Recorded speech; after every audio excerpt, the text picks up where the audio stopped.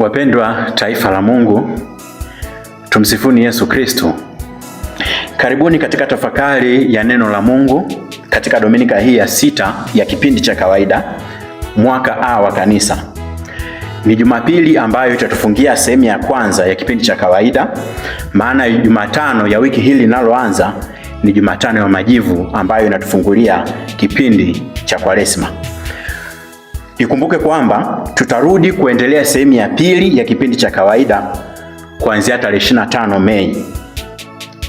Masomo ya Dominika hii yatatuelekeza kuacha dini ya mazoea. Kuacha dini ya mazoea na kuishi imani ya uwajibikaji na uamuzi wa ndani. Neno la Mungu katika Dominika hii litatukumbusha kwamba maisha ya Ukristo si kufuata mkumbo, bali ni kuchagua kwa uhuru njia ya Mungu. Somo la kwanza litatoka kitabu cha Yoshua bin Sira, sura ya 15 aya 15 mpaka 20.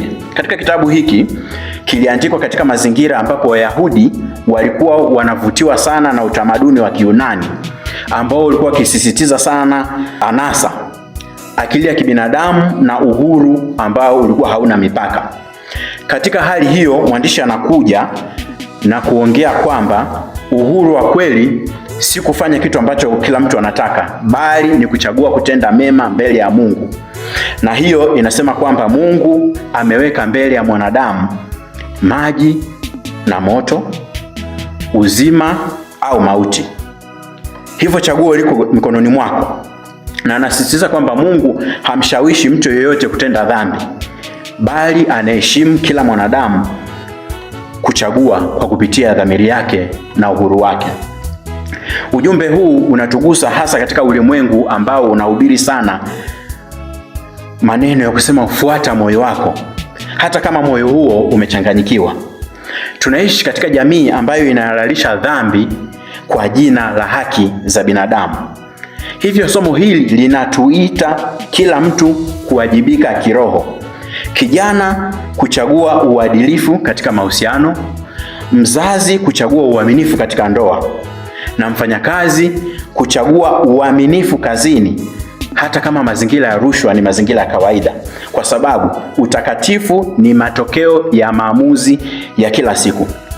Mtakatifu Agustino anatukumbusha kwamba Mungu aliyekuumba bila wewe hata kuokoa bila wewe, akitukumbusha kwamba wokovu unahusisha ushiriki wa hiari wa kila mwanadamu. Somo la pili kutoka waraka wa kwanza wa Mtume Paulo kwa Korinto, sura ya 2 aya 6 mpaka ya 10. Paulo anawaandikia barua wa Korinto waliokuwa wanaishi katika mji wa kifalsafa na kielimu, ambapo mambo ya hoja za kifalsafa yalikuwa yakithaminika zaidi kuliko ufunuo wa Mungu. Na baadhi ya Wakristo walikuwa wameanza kupima Injili kwa vigezo vya kiakili.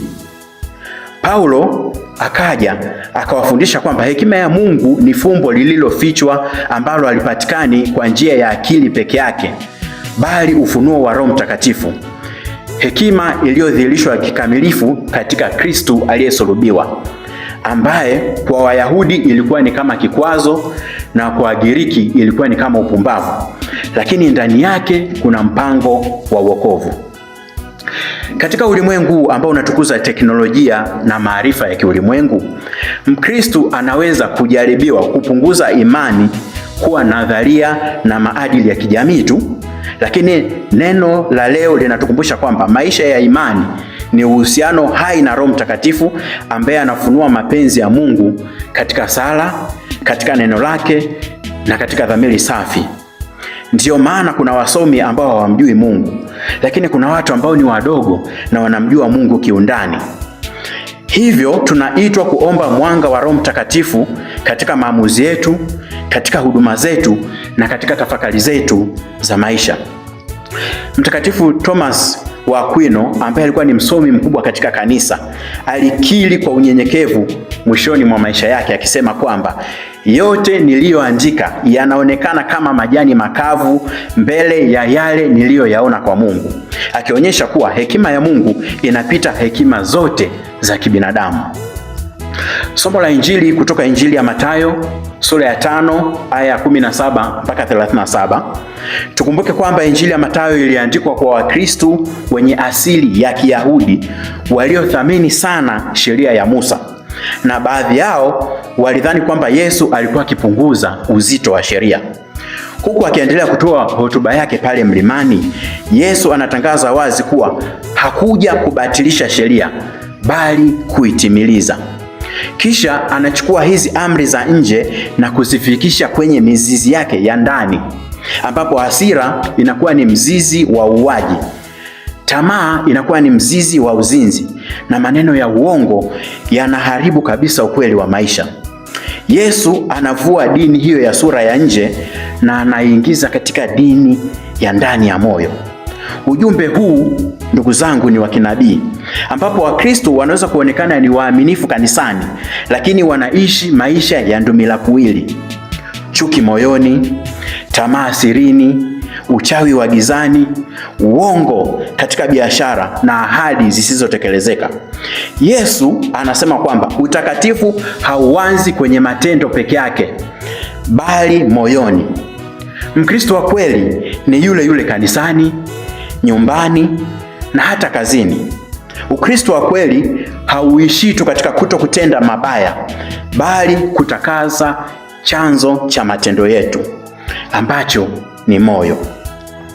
Mtakatifu Yohane Chrysostom aliwahi kusema kwamba Yesu hakuondoa sheria, bali alifunga mizizi ya dhambi kabla haijazaa matunda, akitukumbusha kwamba mapinduzi ya Injili huanzia ndani ya moyo wetu daima. Wapendwa taifa la Mungu, katika Dominika ya leo Mungu anaweka mbele yetu uchaguzi: uzima au mauti, hekima yake au hekima ya kidunia, dini ya nje au uongofu wa moyo.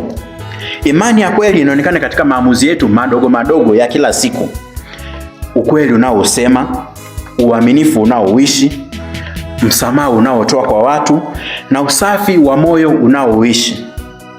Hivyo basi, tuamue leo kuacha Ukristo wa jina tu na tuchague Ukristo wa maisha halali ndani ya Kristo. Kristo ndiye njia na uzima.